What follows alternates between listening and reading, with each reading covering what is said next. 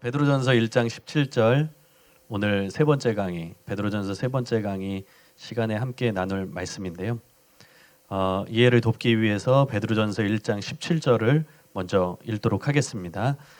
외모로 보시지 않고 각 사람의 행위대로 심판하시는 이를 너희가 아버지라 부른즉 너희가 나그네로 있을 때를 두려움으로 지내라.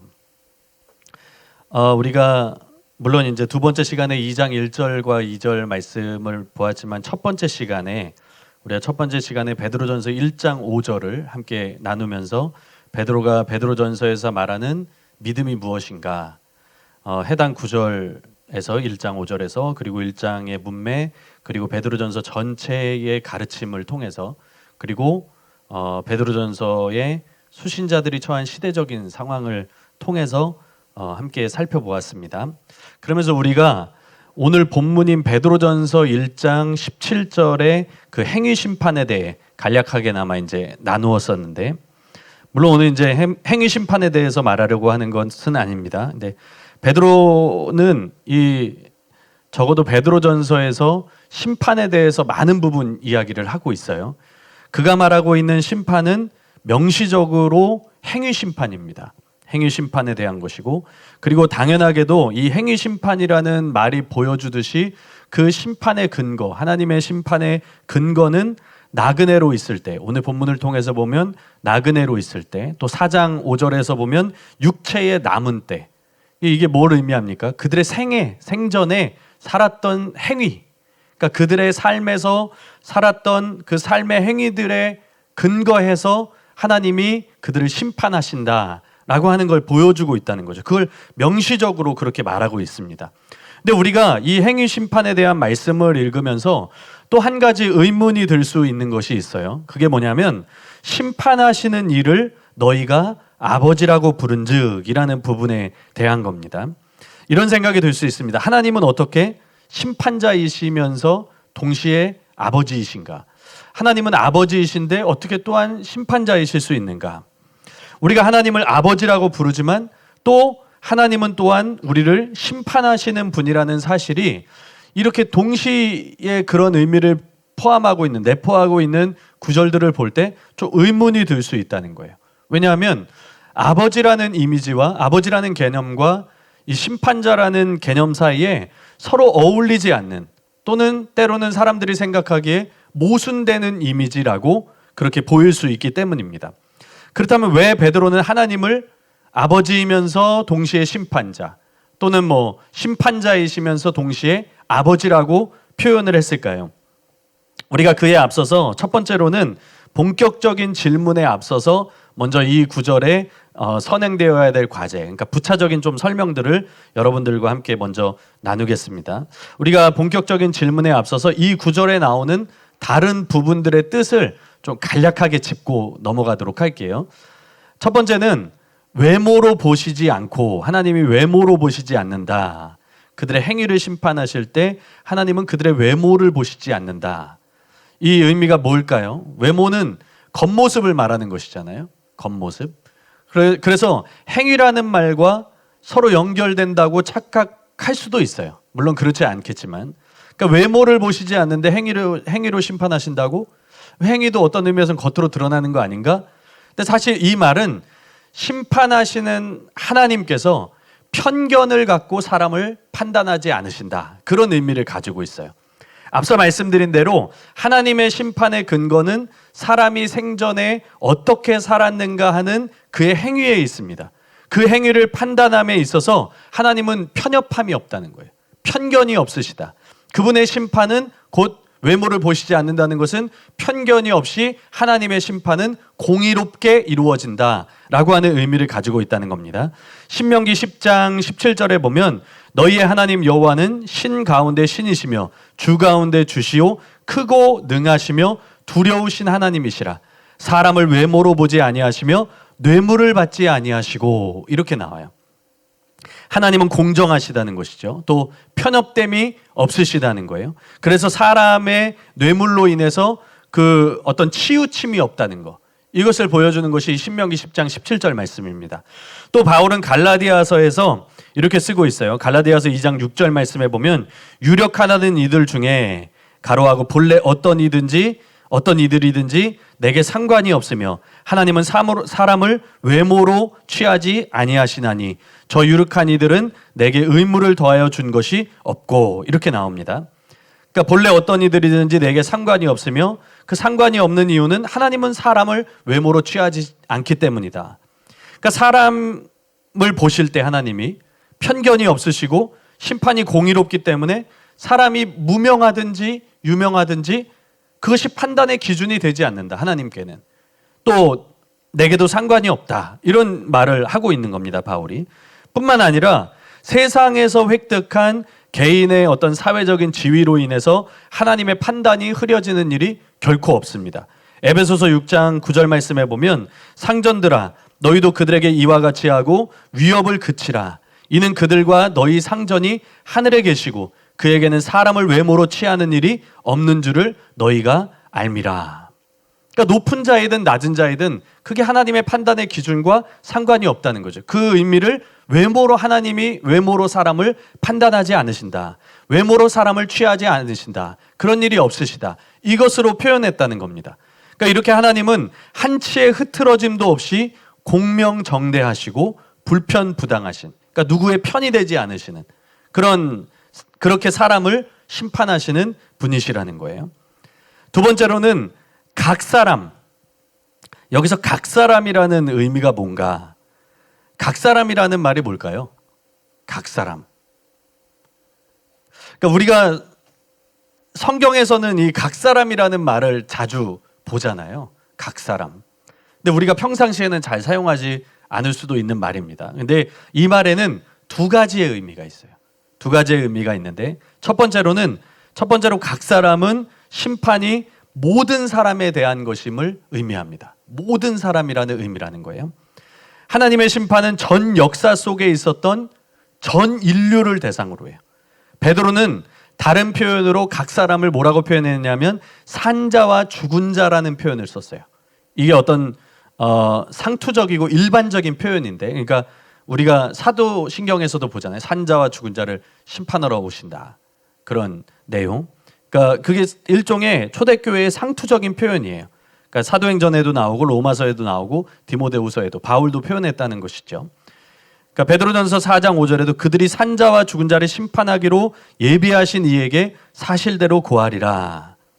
그래서 하나님의 심판이 각 사람에게 있다는 것은 뭐냐면 그가 믿는 자인가 믿지 않는 자인가 혹은 산 자인가 죽은 자인가 그것과 상관없이 그 어떤 것을 막론하고 전 역사의 전 인류를 포함한 만유에 대한 심판이다. 하나님의 심판이 각 사람에게 행위대로 심판하신다는 것은 모든 인류, 그러니까 역사 속에 살았던 모든 사람, 그가 믿는 자이든 믿지 않는 자이든 하나님이 판단하시는 때가 있다는 거예요.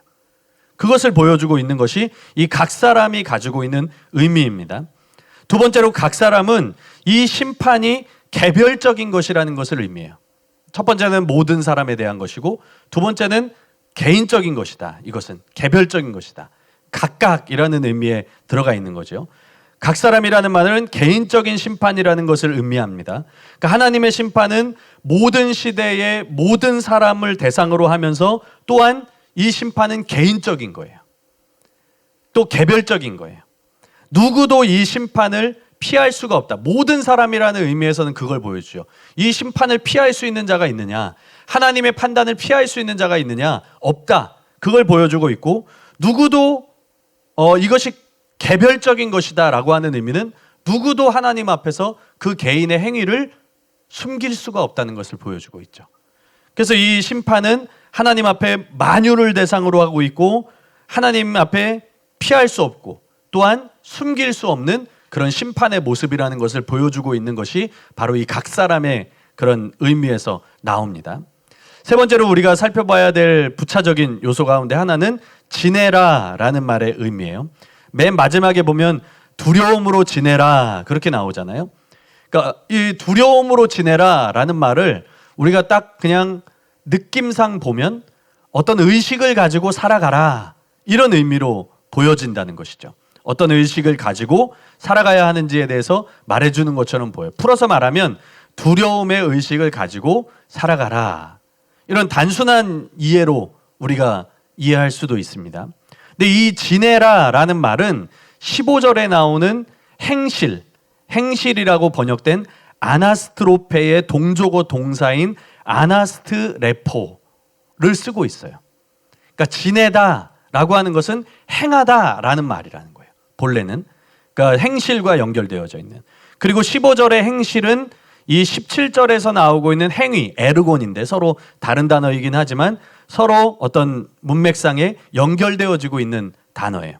즉 여기서 지내라라고 하는 말은 너희가 두려움의 의식을 가지고 살아라 이런 의미를 넘어서 그러한 의식을 가지고 실제로 그러한 의식 속에서 너희가 어떤 삶을 행해야 된다는 거예요.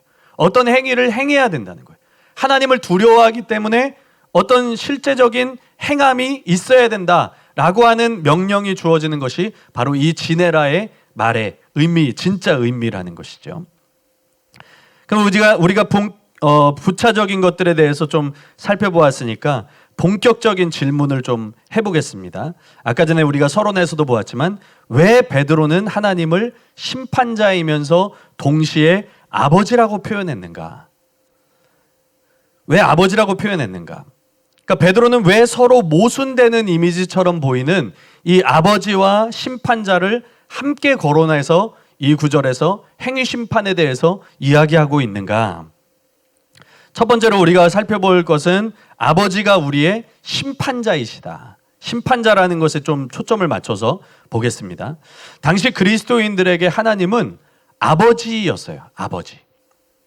곧 그들은 하나님을 아버지라고 부를 수 있는 양자됨, 아버지라고 부를 수 있는 자들이었다는 거죠. 예수님께서 제자들에게 그 기도를 가르쳐 주실 때, 주기도문이죠. 기도를 가르쳐 주실 때 하나님을 아버지로 부르게 했죠. 그러니까 예수님께서 나의 아버지, 자신의 아버지로 표현하셨던 적이 많은데 또한 제자들에게 너희가 기도할 때 하나님을 아버지라고 부를 수 있다라고 그렇게 가르쳐 주셨어요. 하나님이 아버지라는 것에 대해서. 누가복음 11장 2절 말씀에 보면 예수께서 이르시되 너희는 기도할 때에 이렇게 하라. 아버지여 이름이 거룩히 여김을 받으시오며 나라가 임하시오며. 그러니까 나만 하나님을 아버지라고 부를 수 있는 것이 아니라 너희도 하나님을 아버지라고 부를 수 있다라고 하는 것을 가르쳐 주셨다는 거죠. 또 베드로 역시도 예수 그리스도뿐만 아니라 또한 신자들이, 그분의 신자들이 아버지가 되시는 하나님을 부를 수 있다는 것에 대해서 말하면서 이 서신을 시작하고 있어요. 베드로전서 1장 2절과 3절에 보면 곧 하나님 아버지의 미리 아심을 따라 성령의 거룩하게 하심으로 순종함과 예수 그리스도의 핏부림을 얻기 위하여 택하심을 받은 자들. 그러니까 하나님을 아버지라고 표현하고 있죠. 하나님 아버지의 미리 아심으로 택하심을 받은 자들. 또 뒤에 보면 은혜와 평강이 너희에게 더욱 많을지어다 하시면서 우리 주 예수 그리스도의 아버지 하나님을 찬송하리로다. 그러니까 예수 그리스도에게도 아버지이실 뿐만 아니라 또한 너희에게도 하나님은 아버지가 되신다는 것을 이야기하면서 이 서신을 시작했다는 것이죠. 그러니까 오늘 본문에서 이렇게 우리의 아버지가 되시는 하나님이 결국 우리를 또한 심판하시는, 그러니까 수신자들을 통해서 본다면 너희의 아버지가 되신다, 하나님은. 그런데 또한 너희를 심판하신다. 그 아버지라 부르는 그 분이 너희를 심판하실 것이다 라는 부분에 대해서 이야기하고 있다는 거죠. 이 의미는 결국 신자들에게 특권만 주어진 것이 아니라 분명한 책임이 있다, 너희에게 의무가 주어져 있다라고 하는 것을 시사하고 있습니다. 캐런 잡스가 이 부분에 대해서, 이 구절에 대해서 다음과 같이 썼습니다. 베드로는 독자가 새로운 삶과 더불어 새로운 책임도 갖게 되었음을 깨닫고 하나님을 순종하며 살기를 원한다. 자주 말하듯이 하나님의 은혜를 말하는 직설법이 하나님의 계명을 말하는 명령법에 선행한다. 게다가 이들이 부르는 아버지는 이들의 불편부당한 심판자다. 그리스도를 믿는 자와 아버지인 하나님 사이의 생내적 관계는 그리스도인에게 원하는 대로 살 권리를 부여한 것이 아니다. 하나님이 도덕성을 공정하게 심판하기 때문이다. 비어가 지적한 대로 그분을 아버지로 아는 우리의 지식으로 인해 우리의 심판자인 그분에 대한 두려움이 사라져서는 안 된다. 하나님을 아버지로 부르는 특권은 결코 신자가 하나님에게 받아야 할 심판을 면제할 사유가 될 수 없다. 모든 사람이 같은 표준에 따라 하나님에게 심판받을 것이기 때문이다. 스스로 그리스도인이라고 고백한 사람이 하나님이 혐오하는 이교도의 삶을 산다면 이것도 역시 혐오스러울 것이다. 하나님에게서 거듭난 그리스도인은 실제로 하나님의 자녀로 살아야 한다. 자녀가 아버지의 성품을 공유하기에 그리스도인의 삶은 하나님 아버지의 도덕적 표준에 순응하는 것이다. 신자는 이런 생내적 관계에서 성경의 지식을 얻고 성령의 권능을 얻어 심판의 때에 하나님의 정죄를 유발하지 않을 새로운 삶의 방식을 살게 된다. 베드로의 독자는 과거에 그리스도와 구별되어서 세상을 심판할 하나님에 대한 지식이 없었다. 그러니까 아버지에 대한 지식은 많이 있었지만 심판자에 대한 지식이 많지 않았다는 거예요. 그러나 그리스도를 아는 바로 그 지식이 이들을 하나님과의 관계로 인도하고 역시 이들을 죄에 대한 지식과 죄에 대한 하나님의 진노에 대한 지식으로도 인도한다. 그래서 이들은 하나님을 두려워하는 가운데 체류의 시간을 살아내야 한다. 하나님이 죄를 심판할 권능을 가졌음을 알았기 때문이다. 이것이 분명하죠. 너무 맞는 지적이에요. 그러니까 베드로는 하나님이 심판자 되심을 부각시키는 거예요. 하나님이 심판자 되심을 부각시킴으로써 자칫 이들이 특권으로 인해서 간과할 수 있는 죄와 죄에 대한 하나님의 진노, 이것에 대한 지식, 이걸 두려움을 잃어버릴 수 있다는 거예요. 이들의 특권으로 인해서. 그래서 너희가 이제는 하나님이 심판자이시기 때문에 너희의 죄에 대한 바른 지식을 가지고 또 너희가 죄에 대해서 어떤 책임을 가져야 되고 또 하나님은 죄에 대해서 어떤 진노를 행하시는지를 바르게 아는 지식을 가지고 살아갈 책임과 의무가 있다. 이걸 보여주기 위해서 심판자의 이미지를 나타내고 있다는 것이죠. 13절에서 베드로는 그러므로 라는 말로 시작을 합니다. 13절에 보면 그러므로 라고 나오잖아요. 처음에 디오인데 현재의 문맥까지 그러므로 라는 문맥을 통해서 시작을 통해서 현재의 문맥까지 쭉 이어오고 있어요. 그러니까 17절까지 이게 무엇을 말해주는 걸까요? 뭘 말해주는 걸까요? 그러니까 베드로는 12절까지는 직설법을 사용해요. 이게 어떤 설명을 하고 있다는 것이죠.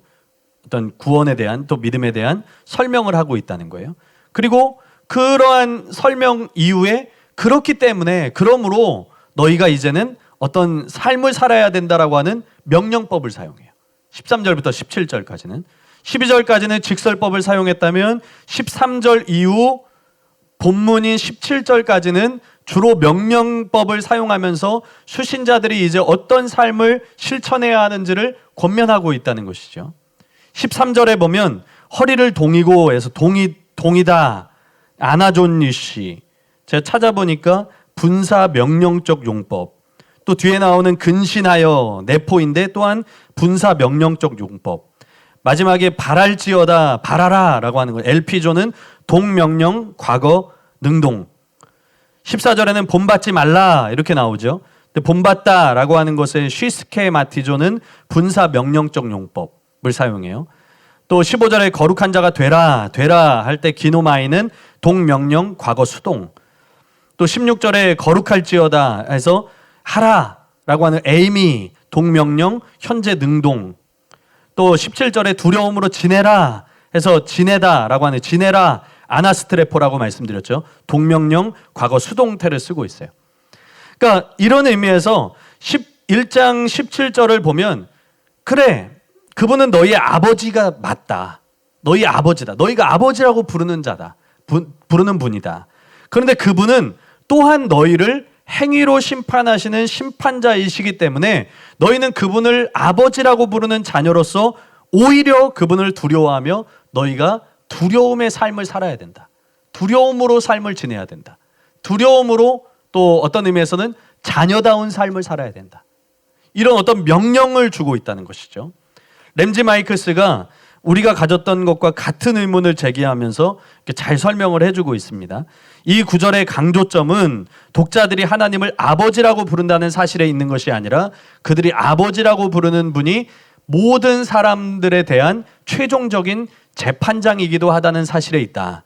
아버지로서의 하나님에 대한 그들의 관계는 새로운 내용으로 소개되고 있는 것이 아니라 논증의 토대로 전제되고 있다. 그러니까 하나님을 처음부터 하나님 아버지의 미리하심을 따라 선택되었다라고 하는 부분을 말했으니까, 또한 그들이 아버지라고 하는 것에 익숙해져 있었기 때문에 아버지로서의 어떤 관계는 새로운 내용을 소개하고 있다는 것이 아니라 논증의 토대로 그냥 전제되고 있는 것이라고 봐야 된다라고 하는 거죠.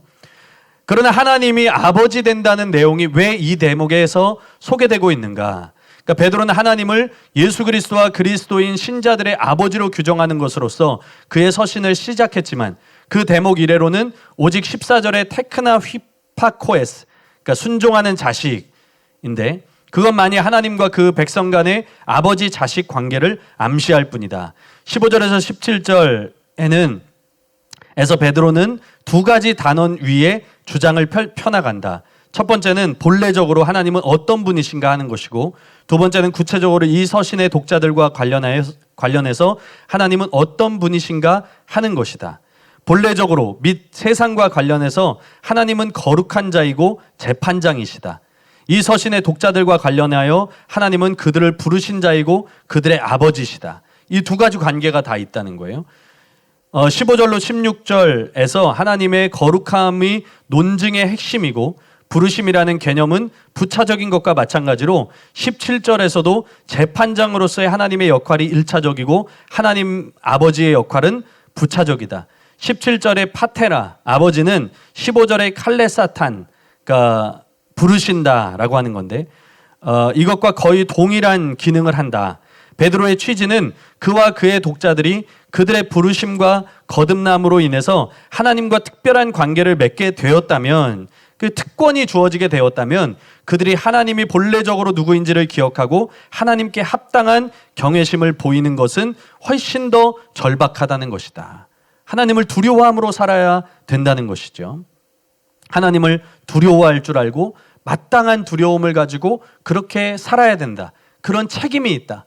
라고 하는 것을 보여주기 위해서 이 심판자라는 용어를 사용했다는 거예요. 논지를 따지자면 베드로의 강조점은 이 첫 번째 우리가 대지에서 나누고 있는 심판자라고 하는 것에 더 초점이 있습니다. 그래서 베드로는 이들이 삶을 살아갈 때 하나님을 두려워하기를 원해요. 또 하나님의 심판을 두려워하는 자들이 되기를 원해요. 그래서 그들이 책임을 간과하지 않기를. 그러니까 이 땅에서 그들이 아버지로서의 관계로 하나님을 만났기 때문에 그러한 특권에만 매어 살기를 원하지 않고 그 책임을 행할 수 있는 자들, 그것이 되기를 원한다는 거예요. 그래서 마지막 부분에 너희가 두려움으로 지내라. 나그네로 있을 동안에 두려움으로 지내라. 이게 핵심이잖아요. 두려움으로 지내야 된다는 것. 곧 하나님이 아버지라는 것 이상으로 우리가 아버지라고 부르는 그분이 또한 우리의 유일한 심판자라는 거예요. 이러한 사실은 우리가 신자로서 이 땅에 살아가는 동안 마땅히 하나님께 가져야 될, 또는 하나님이 심판하실 것에 대한 어떤 두려움, 그리고 그에 따르는 우리가 삶의 책임, 의무들, 그리고 그렇게 행하며, 실제로 행하며 살아가야 될 것, 그것을 강조하고 있다는 거 우리가 기억해야 된다는 겁니다. 두 번째로 우리가 볼 것은 심판자가 우리의 아버지시라는 거예요. 그러니까 아버지에 초점을 맞춰서 좀 살펴보려고 그래요. 물론 베드로는 심판자라는 이미지에 강조점을 뒀습니다. 우리가 살펴본 대로. 그러면 하나님을 그냥 심판자라고 하면 되잖아요. 그죠? 하나님이 너희의 심판자이시니까 너희가 두려움으로 지내라. 이렇게 표현하면 되는데, 왜 굳이 심판자인 그 하나님이 너희가 아버지라고 부르는 분이다. 너희가 아버지라고 부르는 그분이 너희의 심판자가 되시니까 너희가 나그네로 있을 동안에 두려움으로 지내야 된다. 이렇게 얘기했는가라고 하는 거예요. 왜 베드로는 아버지라는 말을 간과하지 않았는가? 왜 빼지 않았는가라고 하는 거죠. 그것에 대한 첫 번째는 심판자이신 하나님을 우리가 아버지라고 부를 수 있다는 것은 그분을 향한 두려움을 공포심이 아니라, 공포감이 아니라 경외감으로 바꿀 수 있다는 거예요. 경외감으로 바꾸게 한다는 거죠. 심판자이신 하나님이 우리의 아버지가 되신다 라고 하는 것은 심판자가 행하시는 심판에 대한 두려움이 있잖아요, 여러분. 심판, 또 마지막 때 하나님이 심판하실 때 이런 것에 대해서 우리가 생각할 때 막연한 두려움이 있잖아요. 막연한 두려움. 그런데 하나님은 그것이 공포나 위압감을 조성하는 것이 아니라 그분을 향한 건강한 존경이 되기를 원하셨다. 말 그대로 경외감을 가지도록 하기 위함이었다는 거예요. 그리고 그들의 책임을 그 책임을 행함도 공포에서 비롯되는 것이 아니라 하나님을 경외하기 때문에, 또 신약의 개념으로 보면 하나님을 진실로 사랑하기 때문에 그렇게 그걸 통해서 나오게 하기를 원하셨다는 거죠. 세상에는 공포 정치가 있어요. 그러니까 공포 정치가 있죠. 공포감을 심어줘서 그 나라의 어떤 뭔가의 책임에 능동적으로 반응하도록 하는 거예요. 그러니까 능동적으로 반응하는 것처럼 보이지만 실제로는 공포에 의한 수동적 반응이 되는 거죠. 그러니까 세상에는 공포 정치가 있어요. 북한의 김정은도 그렇고 이렇게 사상 비판이 있잖아요. 또 뭐라 그러는지는 잘 모르겠지만 예전에 그 TV 프로그램 그 탈북민들 나와서 하는 걸 보니까 그걸 한다 그러잖아요. 서로 모여갖고 이렇게 오늘은 내가 뭘 잘못했고 그런 일종의 스스로에 대한 사상 비판, 검증 그런 걸 한다 그러잖아요. 그래서 서로 이렇게 하고 그러면서 일종의 어떤 자기를 돌아보는 그러면서 이제 공포감이죠. 그리고 어떤 고발하는 거, 그리고 또 그걸 통해서 어떤 집행을 할 때 사람들이 그걸 공개적으로 보게 하는 거. 그래서 두려움을 심어주는 거죠. 공포를 심어주고. 시진핑이나 공산주의 국가들이 그렇게 하잖아요. 또 요즘은 탈레반을 봐도 공포 정치, 사람들을 죽이거나 때리고 그런 것을 통해서 사람들에게 보여짐으로써 사람들이 그 공포감 때문에 따라올 수밖에 없게 하는 것. 그건 어떤 자유로서 따라가는 것이 아니라 어떤 공포감과 위압감 때문에 살기 위해서 하는 거잖아요. 그래서 정권을 유지하거나 혹은 획득하기 위해서 공포감을 심어줄 뿐만 아니라 강압적인 정치를 행하는 겁니다. 심한 형벌을 강하고 죽이고 또 그걸 지켜보게 하고 그것을 통해서 사람들에게 두려움을 심어주고 그래서 복종할 수밖에 없게 함으로써 그 정권을 유지시키는 것. 이것이 공포 정권, 공포 정치를 말하는 거죠. 근데 하나님도 일종의 통치예요. 하나님도 일종의 나라인데, 하나님의 나라인데 하나님은 이 나라 가운데서 공포로서 정치하기를 원하시지 않는다는 거예요. 우리에게 그분이 내가 심판자야. 너희 심판할 거야. 너희 징계할 거야. 그래서 때리고 죽이고 지옥에 보내고 그래서 두려움을 심어주고 이런 공포나 위압감으로 극단에 치우쳐서 따라오고 그런 것을 원하시는 분이 아니라는 거예요. 그분은 존경 또 경애와 그에 따르는 순종을 원하세요. 그에 따르는 복종을 원하시는 거예요. 그래서 베드로는 이것을 적절하게 표현하기 위해서 심판하시는 이를 너희가 아버지라고 부른다. 그렇게 표현한 것이라는 거죠. 스캇 맥나이트가 이렇게 그분의 책에서 이렇게 쓰고 있습니다. 하나님이 심판자이시고 절대적으로 공정함을 가지고 심판하심을 아는 것은 우리로 하여금 하나님에 대한 건강한 두려움과 경외심 안에서 살아가도록 인도한다. 이것은 오로지 그 또는 그녀가 생각하거나 하고자 하는 것은 무엇이든지 하나님의 철저한 거룩함과 사랑의 주시 아래에 종속된다고 하는 하나님의 자녀가 가지고 있는 꾸준한 지식만을 언급한다. 그리고 하나님의 아름답고 거룩한 사랑이 우리의 생각과 행동을 점검할 때 사회적인 조건들에 관계없이 우리는 하나님의 성품과 그분에 대한 두려움에 비추어 살아간다. 이러한 두려움은 공포나 불안이 아니고 전적으로 다른 존재이신 하나님 앞에서 인간의 건강한 응답이자 영적인 건강과 감사의 표시이다. 이제 우리가 이 거룩하신 심판자를 친근함과 사랑뿐만 아니라 존경과 복종을 표시하는 용어인 아버지라고 부른다. 심판자라는 말은 우리에게 어떤 공포나 불안을 제시할 수 있지만 아버지라는 말을 통해서 이 심판자의 이미지 또한 친근함과 사랑뿐만 아니라 존경과 복종으로 갈 수 있게 한다는 것이죠.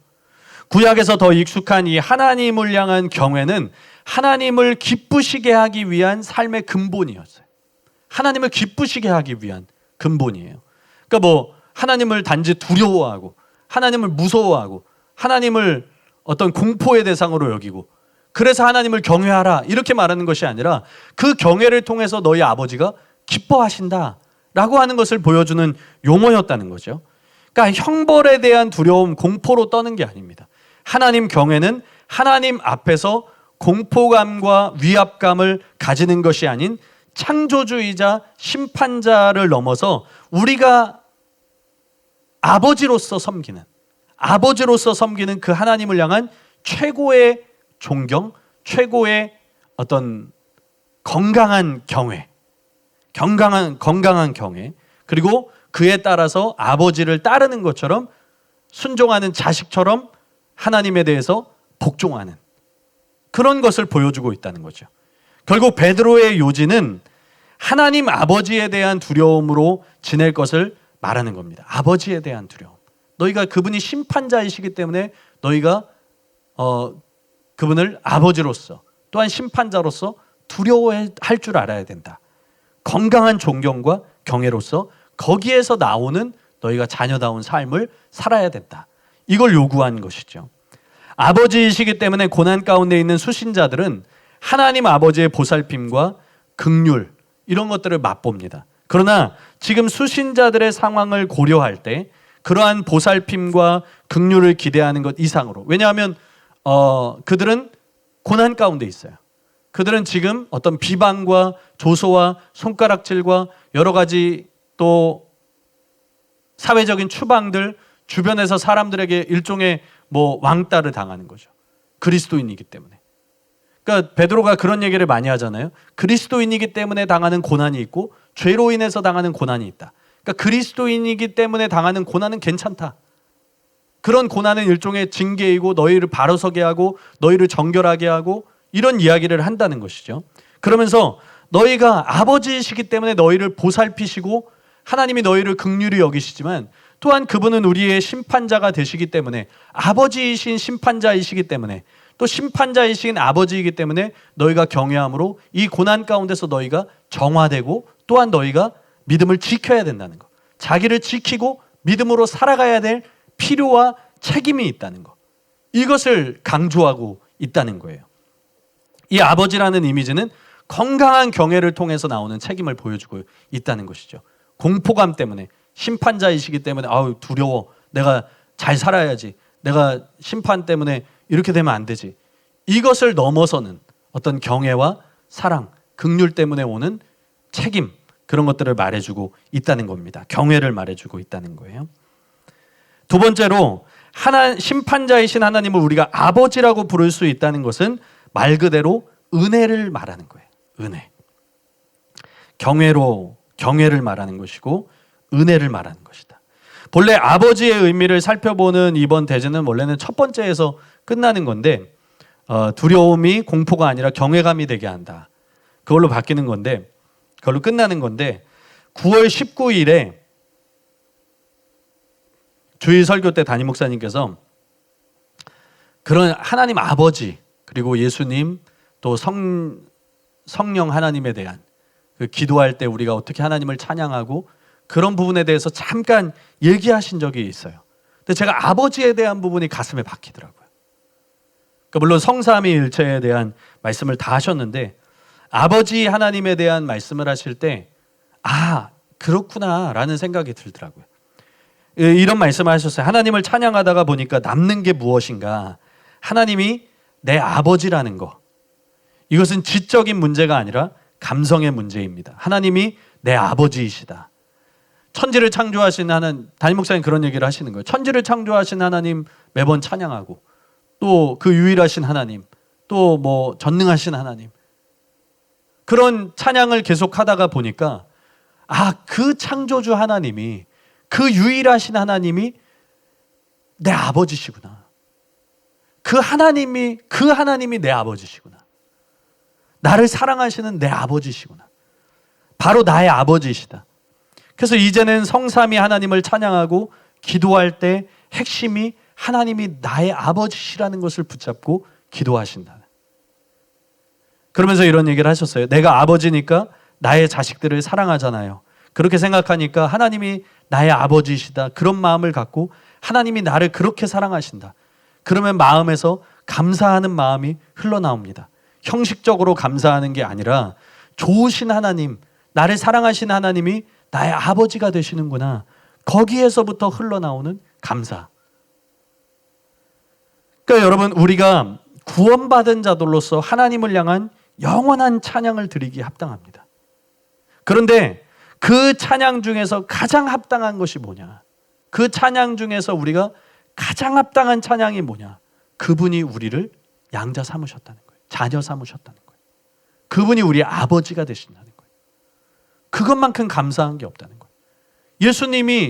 하나님이 예수님의 아버지였어요. 그런데 예수님의 죽으심을 통해서 우리 또한 양자를 삼으신 거예요. 우리가 뭐 자격이 있습니까? 우리가 자격이 있어요. 우리가 죄인 되었을 때 아버지께서 그 사랑을 확증하셨어요. 그러면서 제 마음에 든 생각이 그 담임 목사님 말씀하시는 그 아버지 하나님에 대한 그 말씀을 들으면서 제 마음에 확 박힌 것이 하나님이 나의 아버지가 되신다는 것이 가장 큰 은혜구나. 진짜 큰 은혜구나. 그러면서 오늘 본문 말씀이 또한 이제 그때도 이 말씀을 계속 묵상하고 있던 때였기 때문에 계속 이제 이 수업에 대해서 생각하고 있던 때였기 때문에 그 설교를 듣는데 이게 오버랩이 되더라고요.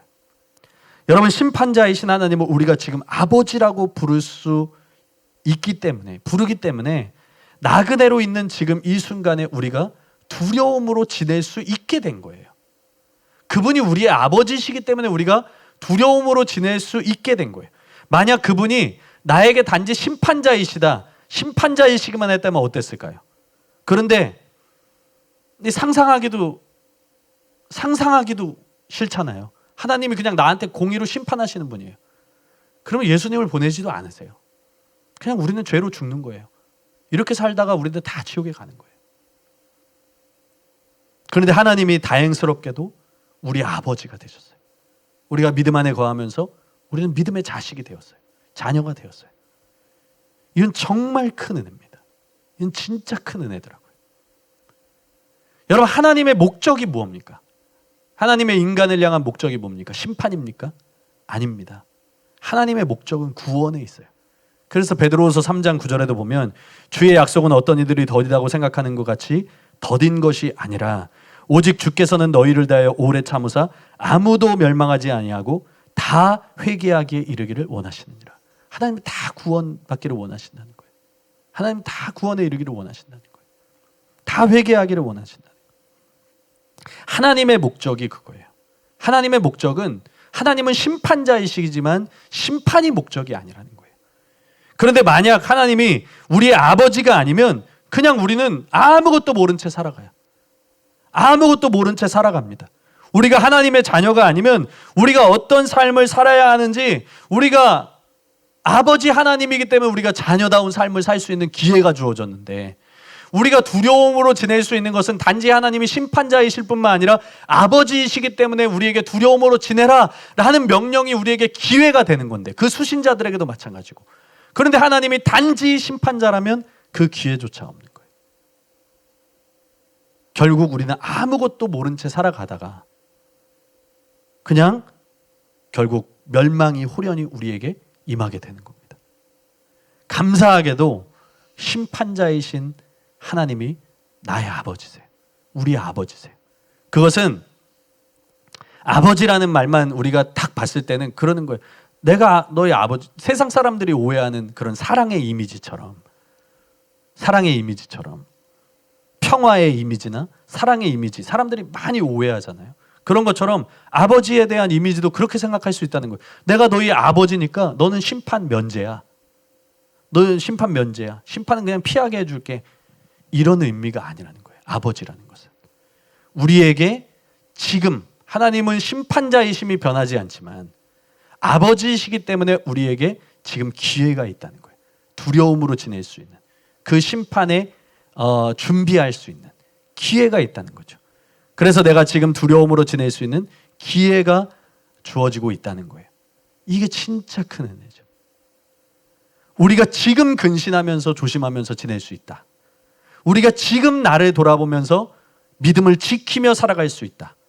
우리가 그것을 알고 그것을 행할 수 있다.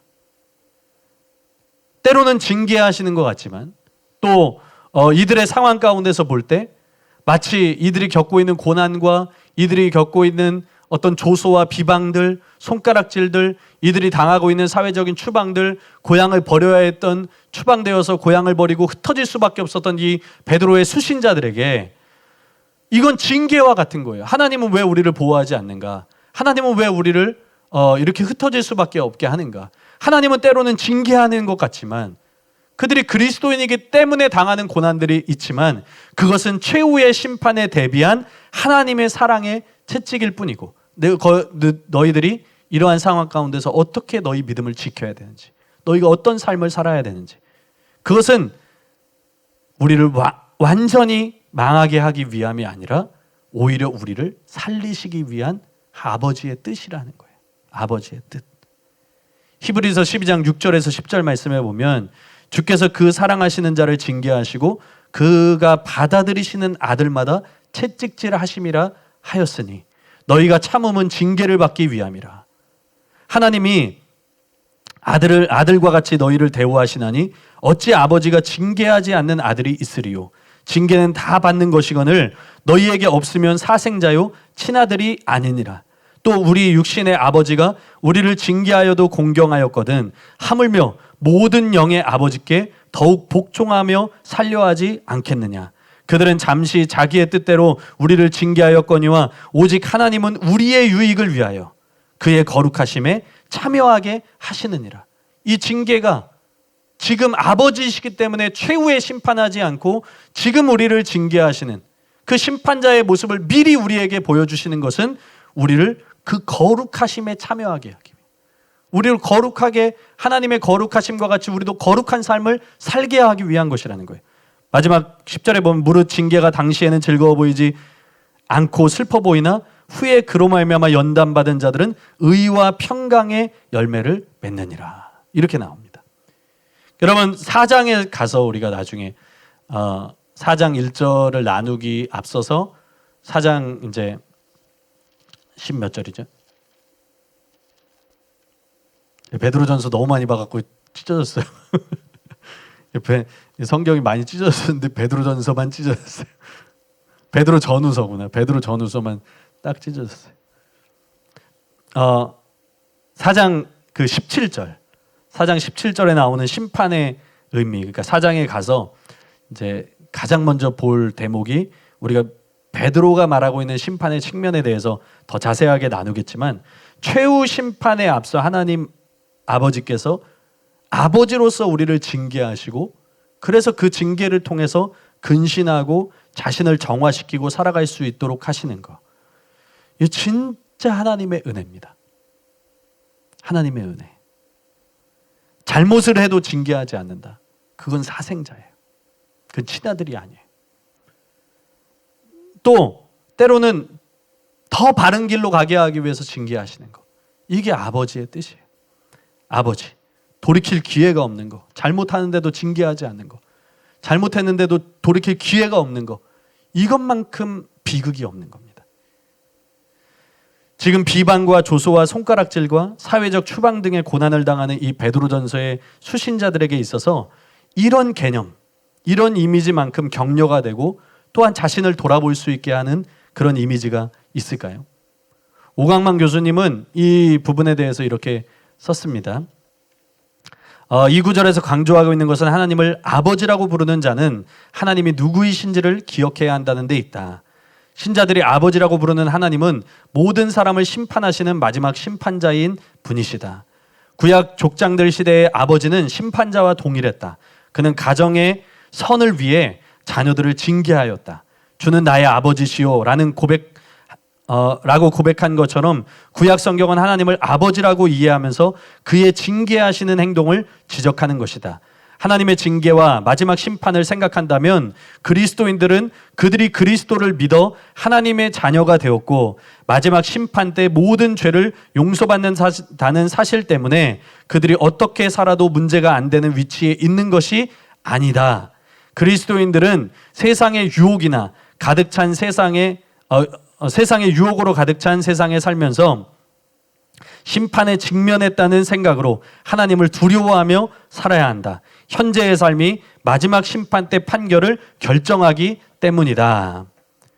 이러한 이미지는 우리에게 지금의 삶을 아무렇게나 살아도 된다라는 것이 아니라 오히려 하나님이 아버지이시기 때문에 그 아버지는 우리가 바른 길로, 바른 신앙, 바른 그리스도인이 되게 하기 위해서 징계하는 아버지이시기 때문에 하나님, 그 하나님을 존경하며 경외하며 살아갈 자녀로서의 책임과 또한 기회의 시간을 주시고 있다는 거예요.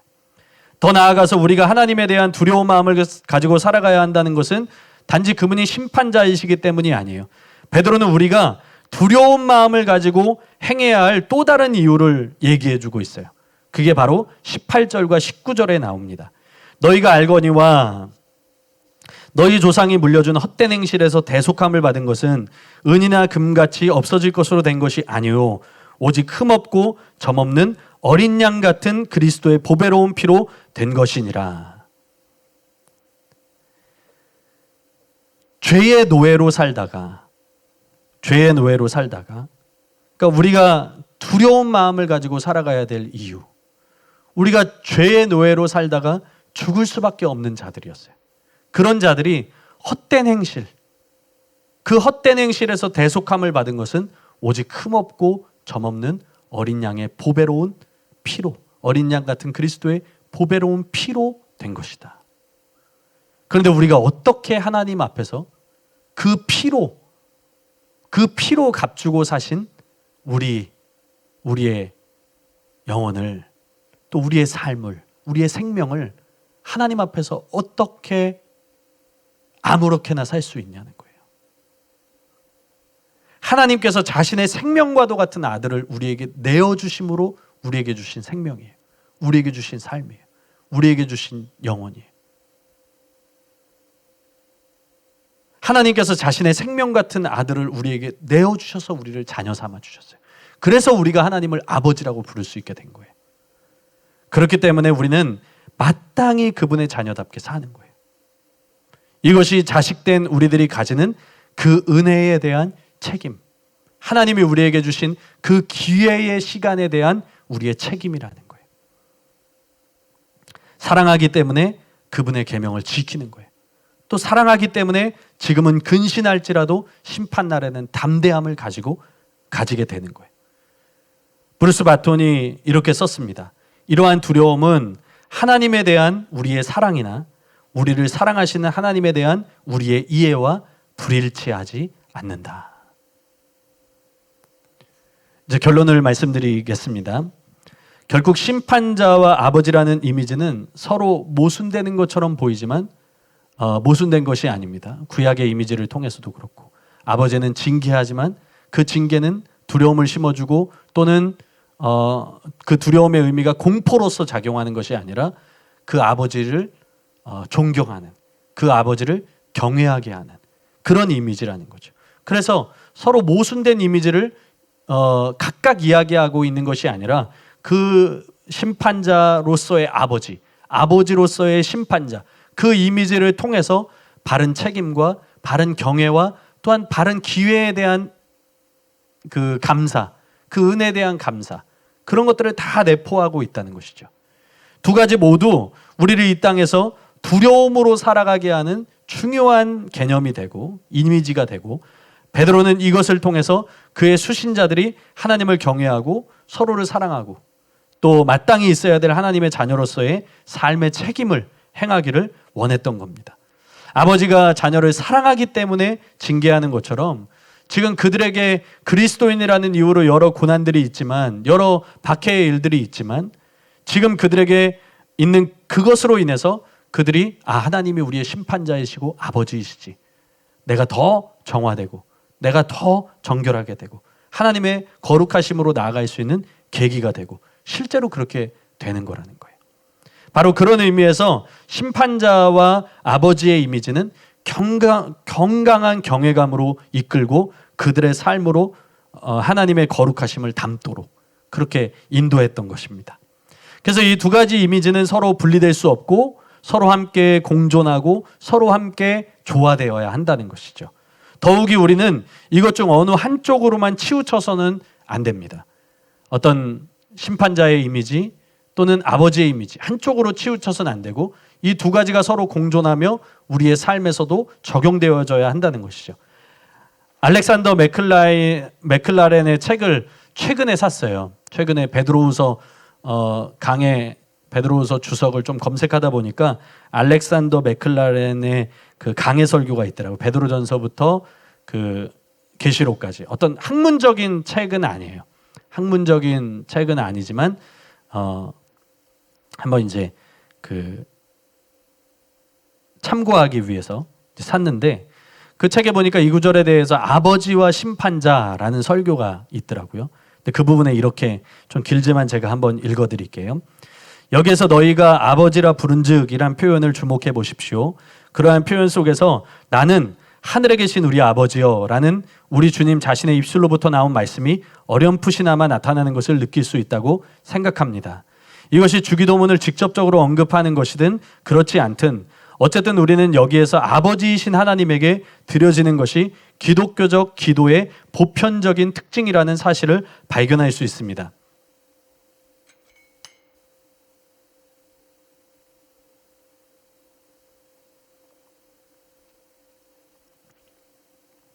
그러므로 우리는 아버지와 아들의 관계에 대한 인식과 그것을 즐거워함이 없는 기독교는 결코 존재할 수 없다고 감히 말할 수 있습니다. 아버지와 아들과의 관계가 중요하다는 거예요. 그러나 나는 좀 반전이 있죠.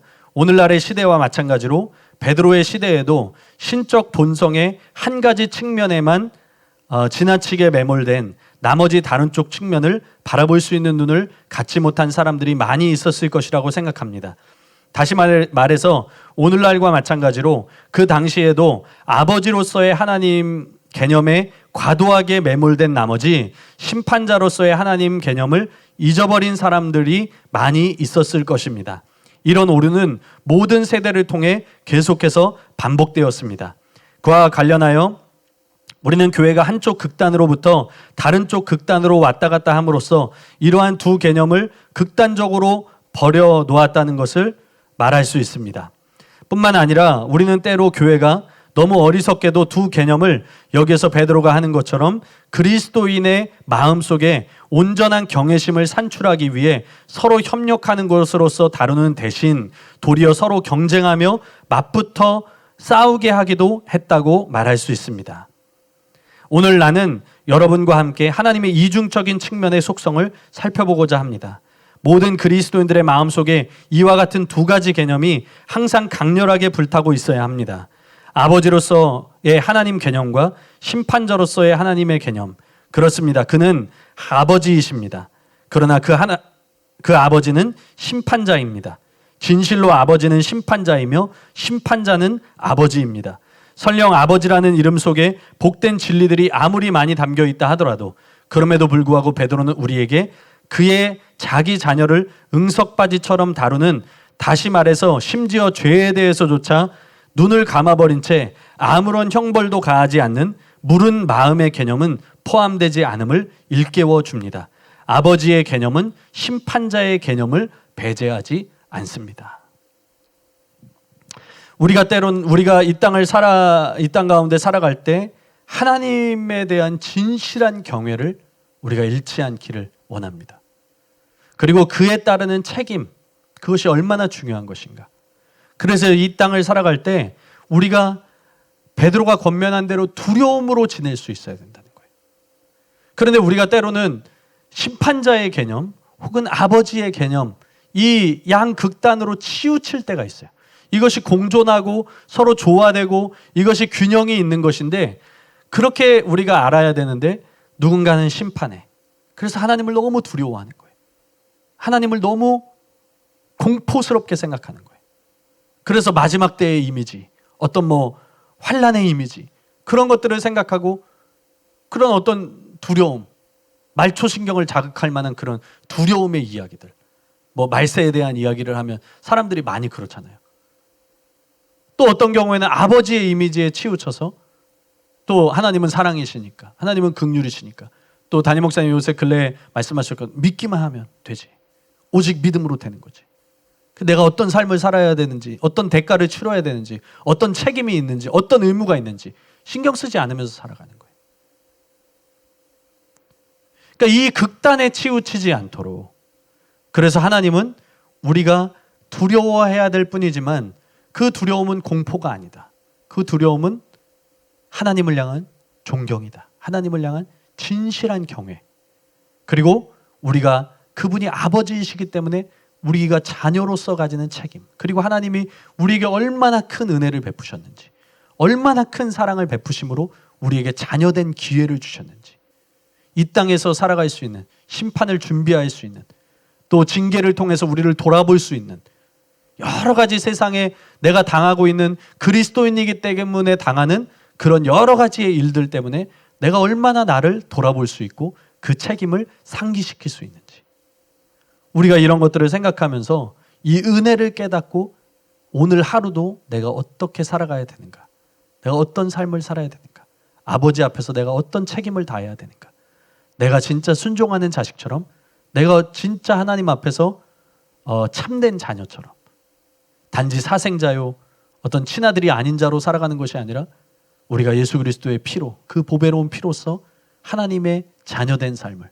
어떻게 살아가야 되는지, 그 거룩하심, 허리를 동이고 근신하고, 우리가 세상을 본받지 않고 이방의 행실을 따르지 않고 헛된 행실을 따르지 않고, 우리가 또한 하나님이 거룩하신 것처럼 거룩해야 되고, 이런 명령들을 우리가 마음에서부터 따를 수 있는, 이것이 우리에게 주신 하나님의 기회의 시간이고 은혜의 시간이라는 것을 깊이 깨닫고 살아갈 수 있는, 하나님이 우리의 아버지시구나, 그 심판자가 우리의 아버지시구나, 우리를 심판하시고 징계하실 수 있지만 그분이 또한 우리를 망하게 하기 위한 목적으로 우리에게 그 일을 행하시는 것이 아니라 우리를 살리기를 원하시는구나, 우리를 구원하기를 원하시는구나, 모든 사람이 회개하기에 이르기를 원하시는구나. 우리가 그것을 기억하면서 정말 아버지의 뜻대로 살아가는 그런 하나님의 사람들이 다 되시기를 예수님의 이름으로 축복합니다. 우리 잠깐 기도하겠습니다. 하나님 감사합니다. 하나님이 우리의 심판자가 되시기에, 또 우리의 아버지가 되시기에 감사합니다.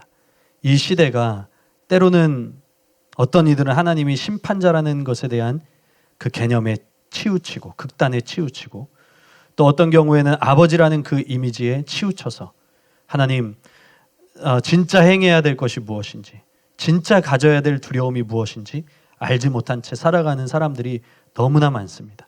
그러나 하나님, 우리는 이것이 공존하는 것이고, 이것이 조화되어야 하는 것이고, 이것이 하나님 안에서 균형 있게 하나님 알아져야 되는 것, 아버지에 대한 지식뿐만 아니라 심판자에 대한 지식이 우리에게 있어야 되는 것, 심판자에 대한 지식뿐만 아니라 아버지에 대한 바른 지식이 우리에게 있어야 된다는 것을 깨닫고, 하나님 이것을 살아갈 수 있도록, 이 삶을 살아갈 수 있도록 아버지 역사하여 주시옵소서. 하나님이 우리의 아버지가 되심에 감사합니다. 지금 오늘 하루도 우리가 세월을 아끼며 기회의 때를 살아갈 수 있게 하신 하나님께 감사합니다. 지금 내 삶을 근신하며 조심하며 살아갈 수 있게 하신 하나님의 은혜에 감사합니다. 하나님, 우리가 마지막 우리에게 있을 그 행위 심판, 최후 심판 때까지 하나님, 우리가 더 하나님의 뜻대로 살아갈 수 있도록 도와주시고, 행위대로 심판하시는 이를 우리가 아버지라 부른즉 우리가 두려움으로 이 시대를 살아갈 수 있도록 아버지께서 함께하여 주시옵소서. 감사합니다. 하나님 사랑합니다. 예수님의 이름으로 기도합니다. 아멘. 감사합니다. 수업을 마쳤습니다.